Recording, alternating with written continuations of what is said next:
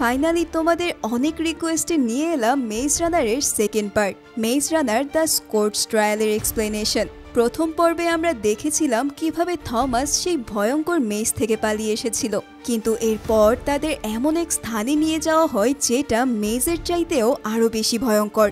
এছাড়াও Thomas wicket নিয়ে এমন সব গোপন রহস্য খুঁজে বের করে যা দেখলে তোমরাও শকড হয়ে যাবে। তাই তো আমি এইটা বলতে পারি যে এই এক্সপ্লেনেশনটি হতে যাচ্ছে আগের পর্বের চেয়েও আরও বেশি থ্রিল ও সাসপেন্সে ভরপুর। তো এখনো যারা প্রথম পর্বটি দেখোনি তারা পিন কমেন্ট থেকে দেখে নাও পুরো কাহিনীটা বোঝার জন্য। আর বাকিরা চলো শুরু করি আজকের মুভি এক্সপ্লেনেশন। মুভির শুরুতেই আমাদের নিয়ে যাওয়া হয় ফ্ল্যাশব্যাকে, যেখানে আমরা ছোট্ট থমাসকে তার মায়ের সাথে দেখি।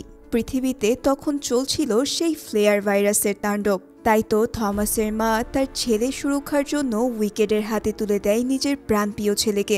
মাত্র 5 বছরের থমাস তখনও জানত না যে তার জীবনে কি ঘটতে চলেছে। তবে এরপরেই দেখা যায় থমাস ইতিমধ্যেই এই স্বপ্ন দেখে জেগে উঠেছে। এখানেই আমরা বুঝতে পারি যে থমাসরা ঠিক সেখানেই রয়েছে যেখানে তাদের একদল লোক মেজ থেকে উদ্ধার করে কোথাও নিয়ে যাচ্ছে। এরপর লোকগুলো তাদের রাতের আধারে একটা বেসমেন্টে নিয়ে আসে। তারা হেলিকপ্টার থেকে নামতেই চারিদিক থেকে জম্বিরা, যাদেরকে ক্রাম্প বলা হয়, তারা এসে হামলে পড়তে থাকে। আসলে এই ক্রাম্প হচ্ছে তারা যারা সেই ফ্লেয়ার ভাইরাসে আক্রান্ত হয়ে পুরো দুনিয়ায় ঘুরে বেড়াচ্ছে।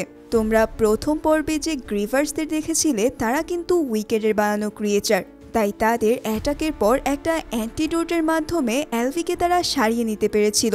তবে এখানে তোমাদের একটা ভয়ঙ্কর তথ্য বলি। তোমরা হয়তো ভাবছো কেবল এই ভাইরাসের জন্যই পৃথিবীর আজ এই অবস্থা, কিন্তু না, মূলত এই সানফ্লেয়ারের কারণে কেবল পৃথিবীর সকল পানি, ফসল, বাসস্থান ধ্বংস হয়ে গিয়েছিল। তাই পৃথিবীর এত মানুষকে খাবার দেওয়ার মতো কোনো অবস্থায় আর অবশিষ্ট ছিল না। ফলে উইকেট নামের ওই সংস্থান এক ন্যাক্কারজনক কাজ করে বসে। তারা পৃথিবীর মানুষ কমানোর জন্য এই জম্বি ভাইরাস পুরো পৃথিবীতে ছড়িয়ে দিয়ে মানুষ মেরে ফেলতে শুরু করে। হ্যাঁ, ঠিকই শুনেছ, তার মানে এই ফ্লেয়ার ভাইরাস স্বয়ং উইকেটেরই তৈরি। তবে এখানেই ঘটে বিপত্তি। তারা নিজেরাও ভাবতে পারেনি যে এই ভাইরাস এতটা ভয়াবহ হয়ে এমন মারাত্মকভাবে ছড়িয়ে পড়বে। তাই তারা এই মহামারীকে ঠেকানোর জন্য থমাসের মতো গ্লেইডার্সদের দিয়ে একটা কিওর বানাতে শুরু করে, যাতে এই পুরো পৃথিবীকে আবারও ব্যালেন্স করা যায়। তো আশা করছি মুভির মূল বিষয়টা এখন তোমরা বুঝতে পারছো। যাই হোক, আবারও ফিরে আসি বর্তমানে। এখানে থমাসদের যে নতুন প্লেসে নিয়ে আসা হয় সেখানে এসে হাজির হয় টিম লিডার মিস্টার জনসন। সে সবাইকে জানায় যে তোমাদের আর কোনো ভয় নেই, তোমরা এখন উইকেটের হাত থেকে মুক্ত। তার মানে থমাসরা হয়তো এখন নতুন জীবন পেতে চলেছে। তাদের অনুমান আরও বেশি সঠিক হয় তখন যখন তারা দেখতে পায় তাদের থাকার জন্য বিশাল ব্যবস্থা করে রেখেছে তারা। সবার মনেই এবার স্বস্তির ছায়া। যাক, এখন আর তাদের গ্রিভার্সদের হাতে মরতে হচ্ছে না। এরপর তাদের সবাইকে জনসনের মেডিকেল টিম নানান ট্রিটমেন্ট করতে থাকে। তাদের দেয়া হয় সকল প্রয়োজনীয় অ্যান্টিডোট। সেদিন রাতে থমাসকে জনসন একান্তে ডেকে নেয় কিছু প্রশ্ন করার জন্য। এখানে সে থমাসকে প্রশ্ন করে যে তার উইকেটের ব্যাপারে কিছু মনে আছে কিনা। একথা শুনে থমাস বেশ অবাক হয়ে যায়। তার মনে কিছু একটা সন্দেহ শুরু হতে থাকে। তাই সে জানায়, না, তাদের ব্যাপারে আমার কিছুই মনে নেই। তো এই উত্তর পেয়ে জনসন কিছুটা হতাশ হয়ে তাদের ডিনার করার জন্য পাঠায়। এখানে ডিনারের সময় থমাস দেখতে পায় শুধু তারাই নয়, বরং সেখানে আরও অনেক ছেলে মেয়ে আছে যারা এখানে আশ্রয় নিয়েছে। একটু পরেই সে জানতে পারে যে তাদের মেজের মতো উইকেট আরও অনেক মেজ বানিয়েছিল, আর সেসব থেকে যারা বেঁচে ফিরেছে তাদের উদ্ধার করেই এখানে নিয়ে আসা হয়। শুধু তাই নয়, প্রতিদিন জনসন এসে এখান থেকে 8 থেকে 10 জন মানুষকে অন্য এক স্থানে নিয়ে যায়।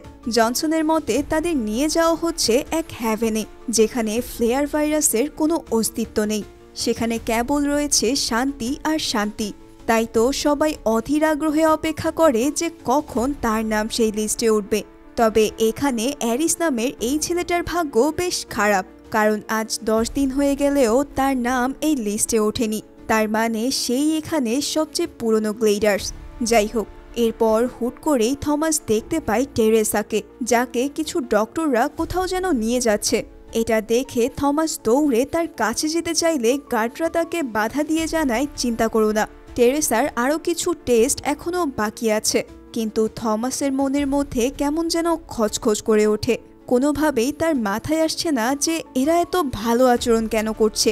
বিনা স্বার্থে এমন উপকার করাটা বেশ অস্বাভাবিক।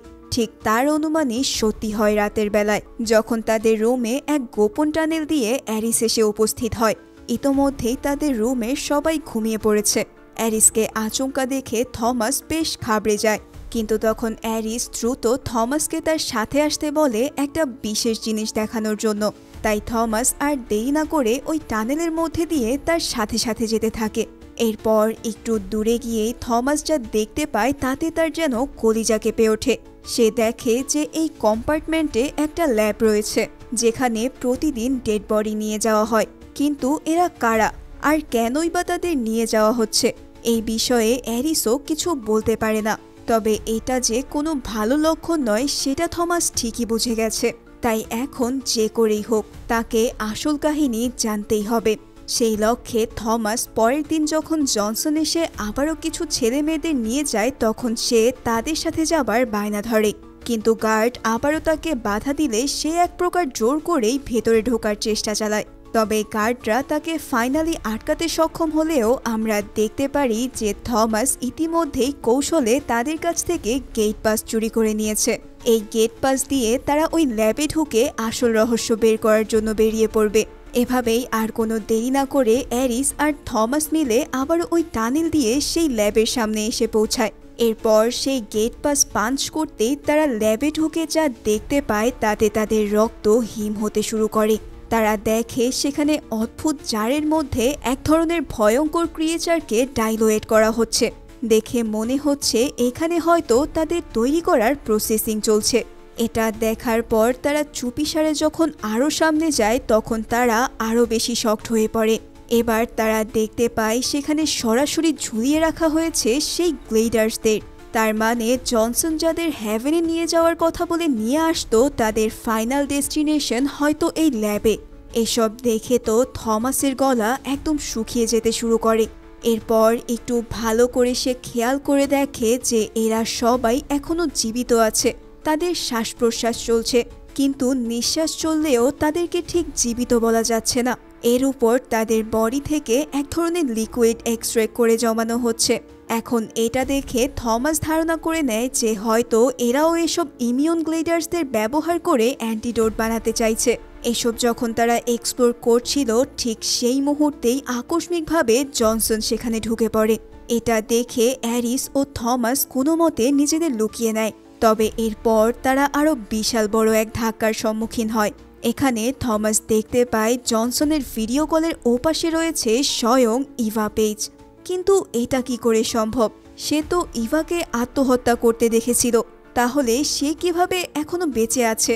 এছাড়াও জনসন বলছিল তারা তাদের উইকেটের হাত থেকে বাঁচিয়ে এনেছে, কিন্তু এ তো দেখা যায় উইকেটেরই আরেক উইংস। এসব দেখে থমাস একদম ক্লিয়ার হয়ে যায় যে তারা কেবল একটা পেস পার করে এসেছে, আর এরপর তারা যেখানে এসেছে এটাও উইকেটেরই অংশ। এদিকে জনসন যখন ইভার সাথে কথা বলছিল তখন ইভা তাকে আরও বেশি প্রোডাকশনের কথা বারবার বলতে থাকে। থমাস বুঝে যায় যে ইভা সেই অ্যান্টিডোটের প্রোডাকশনের কথা বলছে, যেগুলো ওই ইমিউনদের ঝুলিয়ে রেখে এক্সট্র্যাক্ট করা হচ্ছিল। এখানে ইভা জানায় রাইট আর্ম নামের এক বিদ্রোহী গ্রুপ তাদের কাছে বাধা দেওয়ার জন্য বারবার অ্যাটাক করছে, তাই তাদের ঠেকাতে হলে দ্রুত আমাদের কাজ শেষ করতে হবে। তখন জনসন তাকে আশ্বস্ত করে জানায় যে তারা আজই সবাইকে এক্সট্রাকশনের কাজে লাগিয়ে দেবে। এসব শুনে থমাস পুরো বিষয়টা বুঝে ফেলে। এছাড়াও সে জানতে পারে যে রাইট আর্ম নামের যেই গ্রুপটা আছে একমাত্র তাদের কাছেই গেলে হয়তো এই উইকেটের একটা দফারফা পসিবল। তাই আর এক মুহূর্ত দেরি না করে জনসন যখন সেখান থেকে চলে যায় তখন থমাস সোজা তার সঙ্গীদের কাছে চলে আসে। সে সবাইকে জানিয়ে দেয় যে এরা আর কেউই নয়, বরং এরা সবাই উইকেটেরই লোক। তাই এক্ষুনি তাদের এখান থেকে পালিয়ে যেতে না পারলে সবাইকে তারা শেষ করে দেবে। তাই থমাস, নিউট, মিনহো সহ সবাই দ্রুত পালিয়ে যেতে শুরু করে। ইতিমধ্যে জনসন তাদের নিয়ে যেতে এসে দেখে তারা সবাই সেখান থেকে হাওয়া হয়ে গেছে। তাই সে পুরো কম্পার্টমেন্টে অ্যালার্ম বাজিয়ে দিয়ে মেইন গেট সিল করে দিতে বলে। এভাবেই একদল গার্ড তাদের ধরতে আসলে মিনহো তাদের অসাধারণ এক ট্যাকেলের মাধ্যমে কুপকাত করে দেয় আর তাদের হাতে থাকা ইলেকট্রিক গান নিয়ে সামনে আগাতে থাকে। তবে থমাস ইতিমধ্যেই টেরেসাকে ভালোবেসে ফেলেছিল, তাই সে প্রথমে টেরেসাকে উদ্ধার করে তার পর পালাতে চায়। সেই অনুসারে থমাস সবাইকে নিয়ে প্রথমে ল্যাবে চলে আসে আর সেখানে একজন ডক্টরকে বন্দি করে টেরেসার কাছে পৌঁছায়। এখানে টেরেসা থমাসকে দেখে অনেক বেশি অবাক হয়ে যায়। এরপর থমাস টেরেসাকে নিয়ে কম্পার্টমেন্টের বাহিরে যাবার জন্য বেরিয়ে পড়ে। এভাবে অনেকক্ষণ ধরে চেজিং এর পর থমাসরা যখন ফাইনাল গেটের কাছে এসে পড়ে তখন দেখা যায় তার ওই গেট পাস দিয়ে আর দরজা খুলছে না। ইতিমধ্যেই জনসন ও তার টিম নিয়ে সেখানে হাজির হয়ে পড়ে, যার ফলে এখান থেকে বের হওয়ার প্ল্যান ভেস্তে যেতে থাকে। কিন্তু দেখা যায় অন্য পাশ থেকে ইতিমধ্যে অ্যারিস ও তার বন্ধু উইনস্টন দরজাটিকে আনলক করে দিয়েছে, যার ফলে দ্রুতই সবাই বাহিরের দরজা দিয়ে বেরিয়ে পড়ে আর যাওয়ার আগে সেই পাঞ্চ মেশিনটিকে গুড়িয়ে দিয়ে যায়, যার ফলে ভেতর থেকে জনসন আর সেই দরজাটিকে খুলে তাদের ধাওয়া করতে পারে না। এভাবেই থমাস রাতের আধারে তার টিম নিয়ে বেরিয়ে পড়ে এক অজানার উদ্দেশ্যে। এই মরুর বুকে থমাসরা কোথায় যাবে? তবে থমাস শুনেছিল রাইট আর্মরা থাকে দূরের এক পাহাড়ে, তাই সে প্ল্যান করে তাদের কাছে গিয়ে হেল্প নেওয়ার, যাতে করে সবাই মিলে উইকেটের এই অমানবিক কর্মকাণ্ড বন্ধ করে দেয়া যায়। এভাবেই উদ্দেশ্যহীনভাবে দৌড়ে তারা একসময় পুরনো এক বিল্ডিংয়ের মধ্যে এসে উপস্থিত হয়। তারা আশেপাশে দেখে বুঝতে পারে যে এখানে কিছুদিন আগেও হয়তো কেউ অবস্থান নিয়েছিল, কেননা তাদের ব্যবহার করা পোশাক, পানি, খাবার সবই চারিদিকে ছড়িয়ে ছিটিয়েছিল। তাই এখানে থমাস সবাইকে রাইট আর্মের ব্যাপারে বিস্তারিত প্ল্যান খুলে বলে আর এখান থেকে প্রয়োজনীয় সব জিনিসপত্র কালেক্ট করতে বলে। এভাবে সবাই যখন বিভিন্ন জিনিস কালেক্ট করছিল তখন মিনহো আর থমাস বিল্ডিংয়ের অনেক নিচের দিকে সার্চ করতে চলে যায়। এরপর মিনহো এক রুমে একটা জেনারেটরের মতো মেশিন দেখতে পায়। সে ওই মেশিনটার কয়েকটা সুইচ চাপ দিতেই এই পুরো বিল্ডিংয়ের ইলেকট্রিক লাইট অ্যাক্টিভ হয়ে যায়। এটা দেখে তো পুরো টিম বেশ খুশি হয়ে যায়, কিন্তু এরপরেই তাদের সামনে হামলে পড়ে এই বিল্ডিংয়ে লুকিয়ে থাকা সব ভয়ঙ্কর জম্বিরা।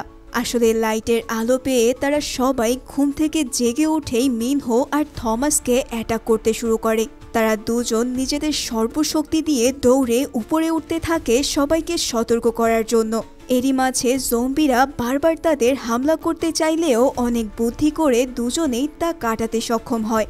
এরপর তারা উপরে এসেই সবাইকে বলতে থাকে দ্রুত পালাও, কেননা ক্রাম্পরা এখানে হামলা করছে। এবার সবাই দেখে তাদের আশপাশ থেকে শত শত ক্রাম্প তাদের খুবলে খাওয়ার জন্য এগিয়ে আসছে। তাই দেখে পুরো টিম তাদের জান হাতে নিয়ে পালাতে শুরু করে। এরপর সেখান থেকে শুরু হয় এক দুর্ধর্ষ লড়াই। তারা যেদিকেই যায় সেদিকেই দেখা যায় জম্বিরা গিজগিজ করছে। পুরো টিম উভ্রান্তের মতো ছুটে চলেছে এক অজানার দিকে। এদিকে জম্বিরাও হিংস্রতা বাড়িয়ে একের পর এক অ্যাটাক করতে চলেছে তাদের। এভাবে অনেকক্ষণ দৌড়ে তারা বাহিরে যাওয়ার পথ অবশেষে খুঁজে পায়, কিন্তু ততক্ষণে জম্বিরা প্রায় চলেই এসেছে। এদিকে উইনস্টন কম্পার্টমেন্ট থেকে আসার সময় একটা রিভলভার চুরি করে এনেছিল। সে ওই রিভলভার দিয়েই কিছু ক্রাম্পকে আটকাতে থাকে। এরপর সবাই বের হয়ে গেলেও উইনস্টন জম্বিদের হাতে ধরা পড়ে যায়। ক্রাম্পরা তাকে কামড়ে ইনফেক্টেড করে দিয়েছে, কিন্তু বহু চেষ্টার পর ফাইনালি তাকেও থমাস বের করে নিয়ে এই অভিশপ্ত জায়গা থেকে মুক্ত হতে সক্ষম হয়। সেই রাতে প্রাণ ভয়ে তারা বাহিরের এক কোণে কাটিয়ে দেয়। এরপর সকাল হলে সবাই আবারও বেরিয়ে পড়ে সেই রাইট আর্মের সন্ধানে। এখানে দিনের আলোয় থমাসরা যা দেখতে পায় তা যেন সব ভয়াবহকেই হার মানায়। তারা দেখতে পায় পুরো শহর যেন ধ্বংসস্তূপে পরিণত হয়েছে। পৃথিবীতে গাছ বলতে কোনো কিছুই অবশিষ্ট নেই। এই মরুহীন প্রান্তকেই বলা হয় স্কর্চ, যেটা তৈরি হয়েছে সেই কুখ্যাত সোলার ফ্লেয়ারের জন্য। আশেপাশের উঁচু উঁচু বিল্ডিং যেন সাক্ষী দিচ্ছে চরম মাত্রার ভয়াবহতাকে। এভাবে অবাক দৃষ্টিতে তারা যখন এগিয়ে যাচ্ছে তখন আকাশে হেলিকপ্টার দেখে তারা লুকিয়ে পড়ে। থমাস বুঝতে পারে উইকেট তাদের খোঁজার জন্য পুরো শহর চুষে বেড়াচ্ছে। তারা চলে যাবার পর আবারও গ্লেইডার্সরা পাড়ি জমায় দূর পাহাড়ের দিকে, কিন্তু ইতিমধ্যেই উইনস্টনের অবস্থা বেশ খারাপ হয়ে পড়েছে। তার চলার ক্ষমতাটুকুও ফুরিয়ে এসেছে। তাই সবাই মিলে তাকে কাঁধে করে চলতে চলতে এক গুহায় এসে আশ্রয় নেয়। এখানে টেরেসাকে দেখে কেমন যেন বিচলিত মনে হচ্ছিল। থমাস কারণ জানতে চাইলে সে বলে আমার ঘাড়ে তারা একটা কিউআর কোড বসিয়ে দিয়েছে, এটা দিয়ে হয়তো তারা আমাকে ট্র্যাক করতে পারবে। এছাড়াও সে বলতে থাকে তার মন বলছে তারা হয়তো ভুল করছে, তাদের ওই উইকেটে থাকাটাই সবচেয়ে ভালো সিদ্ধান্ত ছিল। এসব শুনে থমাস বেশ অবাক হয়ে যায়, কারণ এত কিছুর পরেও টেরেসা কিভাবে বলতে পারে যে উইকেট যা করছে সব ভালোর জন্যই করছে। এদিকে উইনস্টনের অবস্থা ক্রমাগতই খারাপ হয়ে চলেছে। সে তার ক্ষতস্থান সবাইকে দেখিয়ে বলে সে আর পারছে না এত কষ্ট নিয়ে বেঁচে থাকতে, এবং সে ওই জম্বিদের মতো কখনোই হতে চায় না। তাই তারা যেন তার এই কষ্ট এখানেই শেষ করে দেয়, তা না হলে বাকি সবাইও ইনফেক্টেড হয়ে যেতে পারে। থমাস এই কথায় কিছুতেই রাজি হতে না চাইলেও নিউট ব্যাপারটি বুঝতে পারে, তাই সে তার হাতে একটি রিভলভার দিয়ে তাকে শেষ বিদায় জানায়, কারণ এমন অবস্থা থেকে উইনস্টনের ফেরার আর কোনো সম্ভাবনা নেই। এখানে প্রশ্ন আসতে পারে যে এরা তো ইমিউন, অর্থাৎ এদের গায়ে তো ভাইরাসের কোনো প্রভাব পড়ার কথা না, তাহলে উইনস্টন এভাবে ইনফেক্টেড হলো কেন? আসলে উইকেট সব ইমিউনদের মধ্যেও কিছু র্যান্ডমদের রেখে দিয়েছিল, কেননা একমাত্র অ্যান্টিডোট এক্সট্রাক্ট করার আগ মুহূর্ত পর্যন্ত তাদের জানা সম্ভব ছিল না যে এখানে কে ইমিউন আর কে ইমিউন নয়। যাই হোক, উইনস্টনকে ফেলে আসার কিছুক্ষণের মধ্যেই এক বুলেটের শব্দ শুনে সবাই থমকে যায়। তারা বুঝতে পারে তাদের বন্ধু উইনস্টন নিজেকে শেষ করে দিয়েছে। মনে হাজার কষ্ট হলেও একরাশ হতাশা নিয়ে তারা আবারও সেই পাহাড়ের দিকে যেতে শুরু করে। এদিকে তাদের খাবার পানিও ফুরিয়ে এসেছে। সবাই টানা 3 দিন ধরে হেঁটে হেঁটে প্রায় আধমরা হয়ে গেছে। এভাবেই সবাই যখন ক্লান্ত হয়ে পড়েছিল তখনই থমাস দেখতে পায় দূরে কোথাও আলো দেখা যাচ্ছে। এটা দেখেই সে ভাবে হয়তো রাইট আর্মের লোকেশন সে পেয়ে গেছে।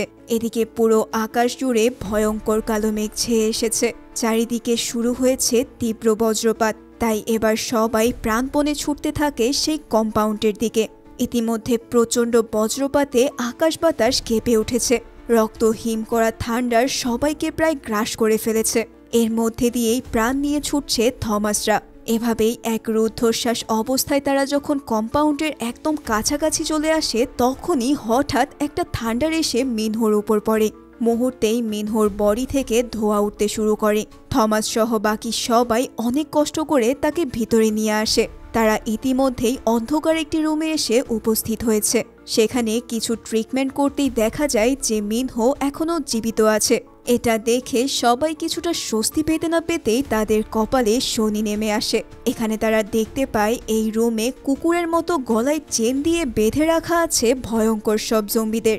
এসব দেখে সবার প্রাণ যেন ভয়ে বেরিয়ে আসতে শুরু করে।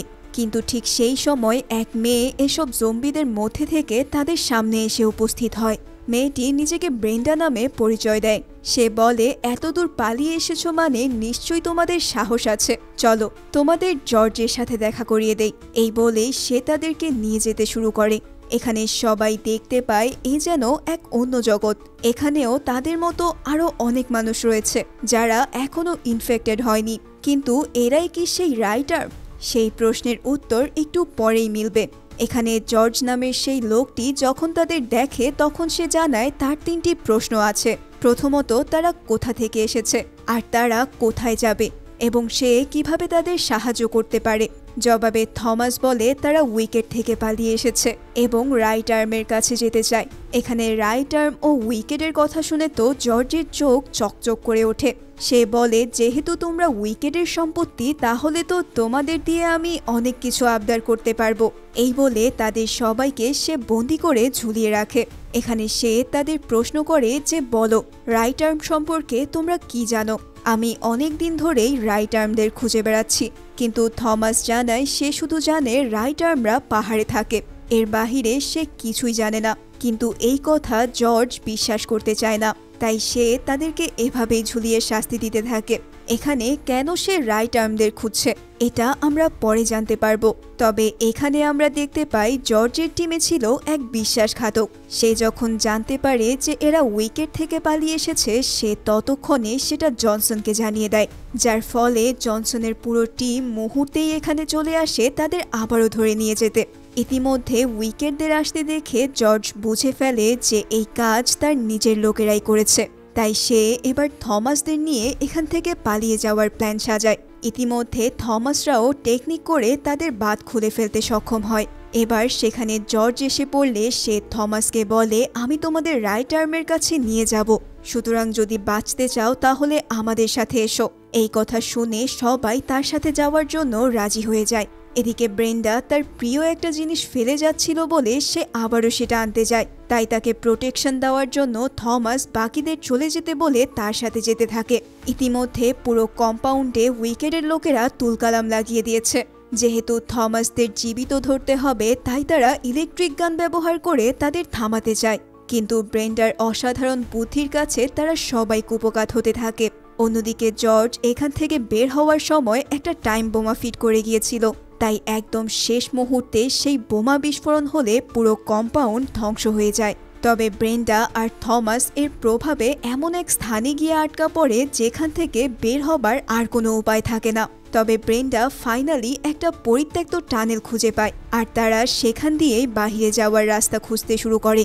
এই টানেলটা ছিল বেশ ক্রিপি। চারিদিকে শেকড়ের মতো জিনিসগুলো দেখে তাদের গা ছমছম করতে শুরু করে। তবে এরপরেই তারা দেখে এটা কোনো সাধারণ টানেল নয়, বরং এখানে লুকিয়ে আছে জম্বিদের সবচেয়ে ভয়ঙ্কর ভ্যারিয়েন্ট। থমাসদের দেখা মাত্রই সব বিদঘটে জম্বিরা একের পর এক হামলে পড়ে তাদের উপর। ব্রেন্ডা আর থমাস তখন কি করবে ঠিক বুঝে উঠতে পারছিল না। প্রাণের ভয়ে তারা যেদিক দুচোখ যায় সেদিকেই দৌড়াতে শুরু করে। ঠিক তখনই এক জম্বি পেছন থেকে ব্রেন্ডাকে আক্রমণ করে বসে। ব্রেন্ডা নিজেকে বাঁচাতে লাফ দিয়ে একটি জানালার উপর পড়ে, তবে সেই জানালাটি ধীরে ধীরে ফাটতে শুরু করে আর জম্বিটিও ব্রেন্ডার উপরে ঝাঁপিয়ে পড়ে। ঠিক তখনই থমাস বুদ্ধি করে ব্রেন্ডার হাত শক্ত করে ধরে জানালাটি ভেঙে ফেলে, আর যার ফলে সেই সঙ্গে জম্বিটিও নিচে পড়লে থমাস এই যাত্রায় তাকে বাঁচিয়ে নেয়। এরপর থমাসরা সেখান থেকে বেরিয়ে ডেভিডদের খুঁজতে বের হয়। তবে তখন ব্রেন্ডা আবিষ্কার করে যে তার পায়ে একটি জম্বি ইতিমধ্যেই কামড় দিয়ে দিয়েছে আর সেটা ধীরে ধীরে ইনফেক্টেড হতে শুরু করেছে। তবে এখানে আমরা দেখতে পাই ব্রেন্ডা এতে একদমই বিচলিত না হয়ে আবারও যাত্রা শুরু করে মার্কাস নামের একজনের খোঁজে। এখানে মার্কাস এমন একজন যার কাছে রাইট আর্মের খবর থাকে। এছাড়াও ইতিমধ্যে তারা তো বাকি টিমদের থেকে বিচ্ছিন্ন হয়ে পড়েছে, তাই মার্কাসই একমাত্র ভরসা তাদের জন্য। এভাবেই খুঁজতে খুঁজতে তারা এক বারের সামনে এসে হাজির হয়। সেখানে এই লোকটা তাদের জানায় মার্কাসকে সে খুঁজে দিতে পারবে, তবে এর আগে তার কথা মতো তাদের ড্রিঙ্কস করতে হবে। এখানে আর কোনো উপায় না পেয়ে তারা দুজনেই সেই ড্রিঙ্কস খেতে বাধ্য হয়। তবে আমরা দেখতে পাই এটা ছিল এক ধরনের ড্রাগস টাইপের ড্রিঙ্কস, যার কারণে ব্রেন্ডা ও থমাস দুজনেই নেশার জগতে ডুবে যায়। তাদের আশেপাশের কিছুই যেন তাদের বোধগম্য হচ্ছিল না। তবে এরপর হুট করেই থমাস নিজেকে আবিষ্কার করে টেরেসার সাথে। আসলে ওই পার্টি থেকে জর্জ সহ সবাই তাদেরকে উদ্ধার করে নিয়েছিল, আর যেই লোকটা তাদের এই নেশা করিয়েছে সেই মূলত ওই মার্কাস। এখানে জর্জ তাকে ভীষণভাবে টর্চার করতে থাকে রাইট আর্ম কোথায় আছে তা বলার জন্য। প্রথমে বলতে না চাইলেও পরে সে জানায় এখান থেকে দূরে এক পাহাড়ে তাদের আউটপোস্ট আছে, কিন্তু এক্স্যাক্ট লোকেশন সে নিজেও জানে না। এই ইনফরমেশন পেয়ে তারা মার্কাসের গাড়ি নিয়ে বেরিয়ে পড়ে সেই পাহাড়ের উদ্দেশ্যে। এভাবে বেশ কিছু দূর যাওয়ার পর তারা একটা টানেল দেখতে পায়, যেটা অনেক আগে থেকেই বন্ধ হয়ে আছে। এবার এখানে কি ঘটছে সেটা জানার জন্য যখনই তারা বাহিরে আসে ঠিক সেই সময় তাদের উপর একদল স্নাইপার আক্রমণ করে বসে। থমাস বুঝতে পারে না এরা কোন দিক থেকে আক্রমণ করছে। তবে একদম শেষে তারাও যখন ফাইট ব্যাক করতে যাবে ঠিক তখনই দুটো মেয়ে এসে তাদের বন্দি করতে চায়। কিন্তু অবাক করা বিষয় হলো এই দুই মেয়ে অ্যারিসকে দেখেই তাকে জড়িয়ে ধরে। আসলে অ্যারিস ও এই মেয়েরা একই মেজে ছিল। এরপর তারা যখন পালিয়ে আসে তখন এই দুইজন রাইট আর্মে যোগ দেয়।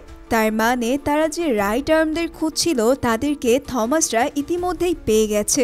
এরপর তারা সবার কথা জানতে পেরে থমাসদের রাইট আর্মের বেজে নিয়ে আসে। এখানেই আমাদের পরিচয় হয় এই দলের প্রধান ভিন্সের সাথে।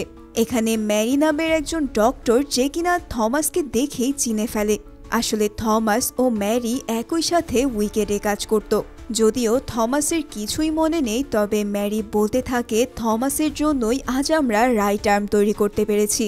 থমাস যখন বুঝতে পেরেছিল যে উইকেট কেবল তাদের স্বার্থেই বাকিদের কষ্ট দিয়ে মারছে, তখন সে আর এইসব সহ্য করতে না পেরে ম্যারির হাতে উইকেটের অজানা অনেক তথ্য তুলে দেয়, যা পরবর্তীতে এই রাইট আর্মের অনেক কাজে আসে।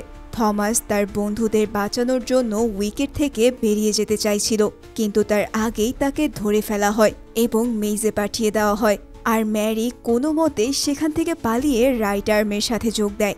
যাই হোক, অন্যদিকে দেখা যায় ইতিমধ্যেই ব্রেন্ডার অবস্থা আস্তে আস্তে আরও বেশি গুরুতর হতে শুরু করে।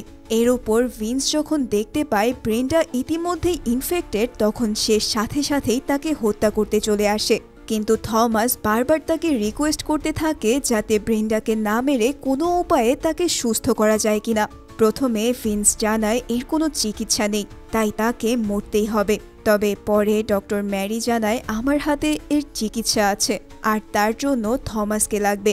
এই বলে থমাসকে নিয়ে গিয়ে তার ব্লাড স্যাম্পল থেকে একটা অ্যান্টিডোট তৈরি করে ম্যারি। এরপর সেটা ব্রেন্ডাকে ইনজেক্ট করতেই সে ধীরে ধীরে সুস্থ হতে থাকে। এখানে ডক্টর ম্যারি জানায় যে একজন ইমিউন ব্যক্তির ব্রেইনে এক ধরনের এনজাইম ক্রিয়েট হয়, আর সেই এনজাইম থেকেই কেবলমাত্র এই ভাইরাসের অ্যান্টিডোট বানানো সম্ভব। তবে যারা একবার ইনফেক্টেড হয় তাদের এই অ্যান্টিডোট নির্দিষ্ট সময় পর্যন্ত সুস্থ রাখে, এরপর আবারও তাদের অ্যান্টিডোট প্রয়োজন পড়ে। তার মানে ব্রেন্ডারও পরবর্তীতে আবারও এই অ্যান্টিডোট নিতে হবে। তবে এক একজনের শরীরে এটি এক একভাবে কাজ করে। এদিকে জর্জ থমাসকে জড়িয়ে ধরে কৃতজ্ঞতা জানায় ব্রেন্ডার জীবন সেভ করার জন্য। আসলে জর্জ ব্রেন্ডাকে একদম নিজের মেয়ের মতোই লালন পালন করেছিল। তার কাছে ব্রেন্ডাই ছিল একমাত্র বেঁচে থাকার কারণ। সে তার জন্য নিজেকেও উৎসর্গ করতে প্রস্তুত। আজ এতদিন পরে এখানে যেন অবশেষে তারা কিছুটা শান্তি খুঁজে পায়। চারিদিকে মানুষের হাসি যেন তাদের দমবন্ধ জীবনটাকে কিছুটা স্বস্তির ছায়া এনে দিয়েছে। এদিকে এতক্ষণ ধরে টেরেসা কিন্তু এই সব কিছুই দেখছিল। থমাসের এমন উদারতা দেখে তাকে কেমন যেন বিস্মিত মনে হচ্ছে। এরপর থমাস যখন তার খোঁজ করতে থাকে তখন সে দেখতে পায় টেরেসা দূরে একা দাঁড়িয়ে আছে। থমাস তার কাছে গিয়ে কি হয়েছে জিজ্ঞেস করতেই টেরেসা বলে, আমার ছোটবেলার কিছু কথা মনে পড়ে গিয়েছে, যেখানে আমার মা ইনফেক্টেড হয়ে নিজের চোখ নিজেই খুবলে ফেলেছিল। থমাস, আমার মনে হয় তুমি ভুল করছো। আমরা উইকেটের কাছেই ভালো ছিলাম। তুমি একা এভাবে কয়জনকে সারিয়ে তুলতে পারবে? কিন্তু যদি আমরা সবাই উইকেটের হয়ে কাজ করতাম তাহলে এই পৃথিবীর বহু মানুষকে বাঁচাতে পারতাম। এসব শুনে থমাস প্রচণ্ড হতাশ হয়ে পড়ে। সে বুঝেই উঠতে পারে না যে টেরেসা কেন বারবার উইকেটে ফিরে যেতে চাইছে।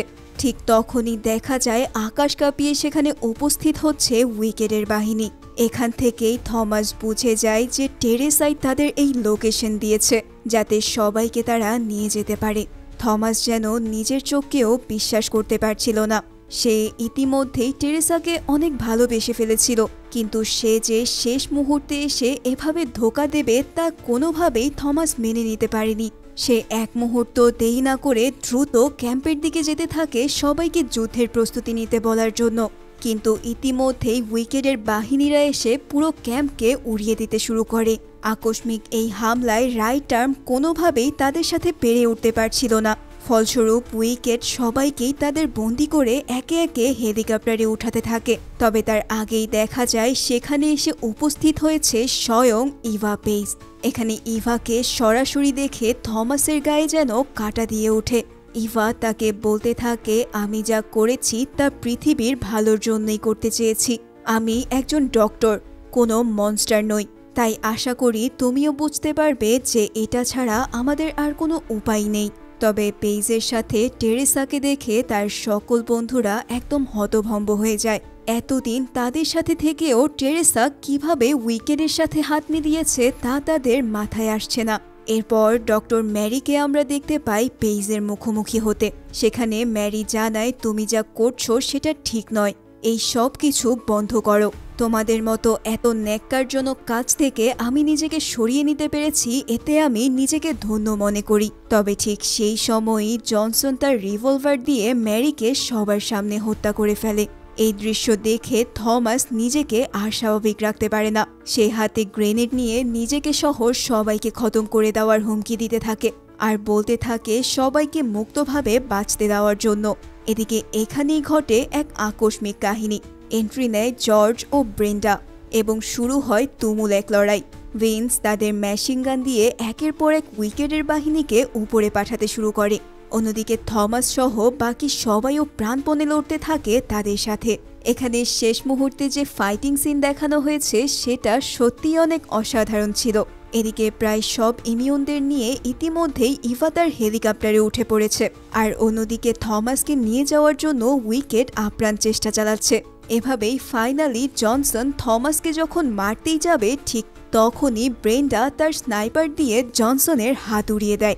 ওদিকে মিনহো সবাইকে বাঁচাতে গিয়ে তাদের ইলেকট্রিক গানের শক খেয়ে আহত হয়ে পড়ে, আর সবার সামনে দিয়ে মিনহোকেও তারা হেলিকপ্টারে উঠিয়ে নিতে থাকে। এদিকে সকলে আপ্রাণ চেষ্টা করতে থাকে মিনহোকে নিয়ে যাওয়া থেকে আটকাতে। তবে আমরা দেখতে পাই এত লড়াই করেও থমাসরা যখন পেরে ওঠে না, তখন সুযোগ বুঝেই ইভা সকলকে নিয়ে হেলিকপ্টারে করে চলে যায় চিরতরে। থমাস, ব্রেন্ডা আর ভিন্সরা এই মুহূর্তে এসব চেয়ে দেখা ছাড়া আর কিছুই করে উঠতে পারে না। এভাবেই সেই রাত পার হয়। সবাই ইতিমধ্যেই প্রায় সব হারিয়ে ভেঙে পড়েছে। তবে আমরা দেখতে পাই থমাস সিদ্ধান্ত নেয় যে সে যেভাবেই হোক মিনহো সহ বাকি সবাইকে উইকেট থেকে ফিরিয়ে আনবে এবং উইকেটকে চিরতরে ধ্বংস করে দেবে। কিন্তু ভিন্স জানায় তোমার একার পক্ষে এটা কোনোভাবেই সম্ভব নয়, তাই এত অস্থির না হয়ে চলো, আমি তোমাকে কোনো একটা সুরক্ষিত জায়গায় পৌঁছে দেই। আর আবারও আমরা নিজেদের টিম গঠন করে মোক্ষম সময়ের অপেক্ষা করি। কিন্তু থমাস জানায় অনেক হয়েছে, যদি কেউ তার সাথে না যেতে চায় তাহলে সে একাই যাবে তাদের উদ্ধার করতে। এসব কথা শুনে নিউট সহ বাকিরাও জানায় সে একা নয়, তারাও যাচ্ছে মিনহো সহ সবাইকে ফিরিয়ে আনতে। ফাইনালি জর্জ ও ব্রিন্ডাও রাজি হয়ে যায় অ্যাটাক প্ল্যান করার জন্য। আর ঠিক এই সিনের মধ্যে দিয়েই শেষ হয়ে যায় মেজ রানারের সেকেন্ড পার্ট। তো তোমরা তো বুঝতেই পারছো আগামী পর্বে কি মারাত্মক রকমের ফাইট হতে চলেছে থমাস ও উইকেটের মধ্যে। এছাড়াও উইকেটের আসল রহস্য থমাস উন্মোচিত করে সবাইকে কিভাবে বাঁচায় তাও দেখা মিলবে পরবর্তী পর্বে। তাই যদি তোমরা সবাই এই ভিডিওতে 5000 লাইক সম্পূর্ণ করে দাও তাহলেই আমি এক সপ্তাহের মধ্যেই মেজ রানার পার্ট 3 এর এক্সপ্লেনেশন নিয়ে আসবো এই চ্যানেলে। সুতরাং তাড়াতাড়ি লাইক টার্গেটটি কমপ্লিট করে দাও। আর যারা সাবস্ক্রাইব করোনি তারা চ্যানেলটিকে সাবস্ক্রাইব করে দাও। তাহলে তোমাদের সাথে দেখা হচ্ছে পরবর্তী ভিডিওতে। সেই পর্যন্ত দোয়া করি তোমরা সবাই ভালো থাকো। ধন্যবাদ সবাইকে।